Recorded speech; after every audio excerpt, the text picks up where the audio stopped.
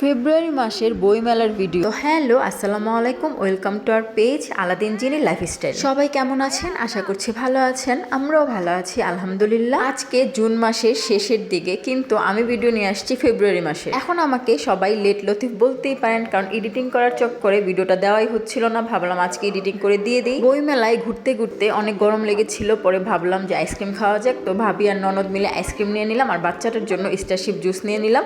আর Starship জুসের এই চকলেটটা কিন্তু অনেক মজা হয়, আর বাচ্চাদের জন্য এই জুসটা ভালো, বিশেষ করে স্টারশিপের এই চকলেট ফ্লেভারটা। আপনারা কে কে ছোটবেলায় থাকতে মিল্কবিটার চকলেট ফ্লেভারের দুধটা খেয়েছেন? আমরা তো অনেক খেয়েছি। এখন তো মিল্কবিটার দুধই পাওয়া যায় না, আবার চকলেট ফ্লেভার। তো এই স্টারশিপের চকলেট ফ্লেভারটার সাথে মিল্কবিটার চকলেট ফ্লেভারের কিছুটা টেস্টের মিল আছে। যাই হোক, এদিকে বাচ্চাটাকে বলছিলাম হাত ধরে হাঁটতে, কিন্তু না,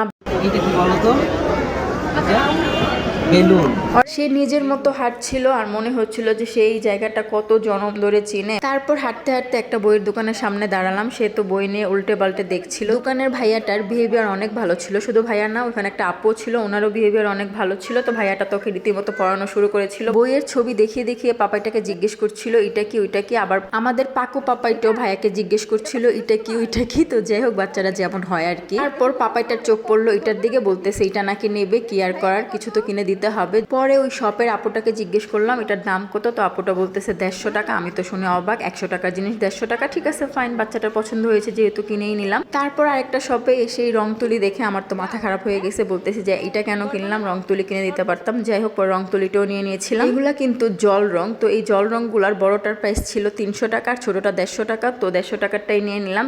শুধু এই দুইটা জিনিসই বইমেলা থেকে পাপাইটার জন্য নিয়েছি, আর কিছু নেইনি, কারণ এখন বই টই নিলে দেখা যাবে বাসায় অনেক বই আছে, ওইগুলোই ছিঁড়েটির একাকার অবস্থা করে ফেলে। এখন আবার বই নেওয়া মানে শুধু শুধু অপচয় করা, তো আমি অপচয় করতে চাচ্ছিলাম না, তাই দুইটা জিনিসই তাকে কিনে দিয়েছি। তারপর চোখে পড়লো আমাদের প্রিয় বেলপুরি আর ফুচকা। তো দুইটারই অর্ডার করে দিলাম। যেহেতু আমি আর ননদ আসছি, তো দুইজনে ভাগাভাগি করে খেয়ে নিব। তো এখানে বেলপুরি 5টা দিয়েছিল 30 টাকা, ফুচকাও 30 টাকা নিয়েছি, ছোট ফুচকা যেটাকে বলে। আর দুইটাতেই বেশি করে বোম্বাই মরিচের ঝাল দিতে বলেছি। তো দেখতে পাচ্ছেন, আগে দেখতে পেয়েছিলেন বেলপুরিতে একটা বোম্বাই মরিচ দিয়েছে, আর এখানে ছোট ফুচকাতে পুরো একটা বোম্বাই মরিচ দিয়ে নিচ্ছে। টিএসসি বলেন, সোহরার্দি বলেন, ওইখানে যাব আর বেলপুরি ফুচকা খাবো না, এটা তো হবেই না, মানে বিশেষ করে ছোট ফুচকা। তো আমরা তো শেয়ার করে ননদ ভাবি মিলে খাচ্ছিলাম, আর এদিকে পাপাইটাও খালি ফুচকা নিয়ে খাচ্ছিল। প্রথমে ননদকে ট্রাই করতে বললাম একটু খেয়ে দেখো টেস্ট কেমন, কারণ ওর কাছে আমি প্রচুর চাপা ছেড়েছি যে টিএসসির পানিপুরি বলো আর ফুচকা বলো বেলপুরি বলো বেস্ট হয়, অনেক বেস্ট হয়। যারা যারা টিএসসির সোহরার্দির পানিপুরি ফুচকা বেলপুরি খেয়েছেন তারা তো অবশ্যই জানেন, আর বোম্বাই মরিচ দিলে তো কথাই নেই।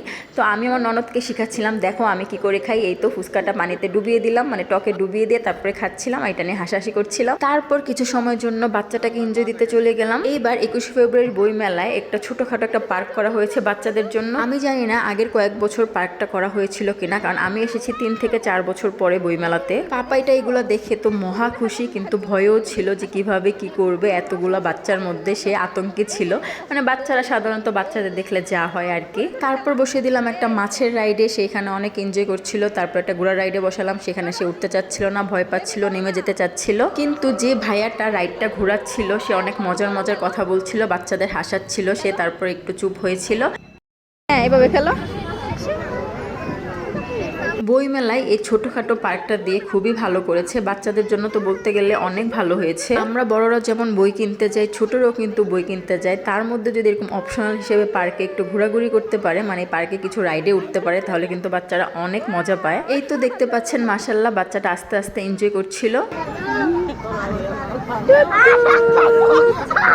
আমি ভিডিও করছিলাম আর তার ফুপি স্লিপারে উঠাচ্ছিল। তো স্লিপার উঠে তো সে একদম ভয় পেয়ে গিয়েছে প্রথমে, কারণ প্রথমেই সে ঠুস করে পড়ে গিয়েছিল। তারপর পাশের এক ভাইয়া তাকে পিঠ ধরে ইটসোকে বলছিল, আর কি করার, সে চুপচাপ উঠে গিয়েছিল। তারপর আমি বলছিলাম যে আবার উঠবে, বলে কি না, সে আর উঠবে না, কারণ সে আসলেই ভয় পেয়ে গিয়েছে। যাই হোক, তার ফুপু তাকে আরেকটা রাইডে উঠিয়ে দিল, ওঠার সাথে সাথে কান্না, কারণ তার প্রত্যেকটা রাইডে ওঠার সাথে সাথে কান্না করতে হবে। তারপর যখন এনজয় করা শুরু করে, তার হাসি দেখে কে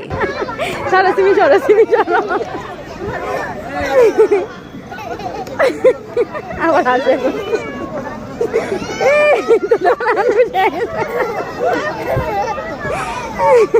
পাপাইটা তো অনেক এনজয় করলো আলহামদুলিল্লাহ, মাশাল্লাহ। তো তারপর চলে গিয়েছিলাম আবারও বইয়ের দোকানে। সেখানে যে পাপাইটাকে বলছিলাম আমাকে একটা বই চুজ করে দাও তো তোমার পছন্দ মতো, সে এমন একটা বই চুজ করলো, এই তো দেখতে পাচ্ছেন।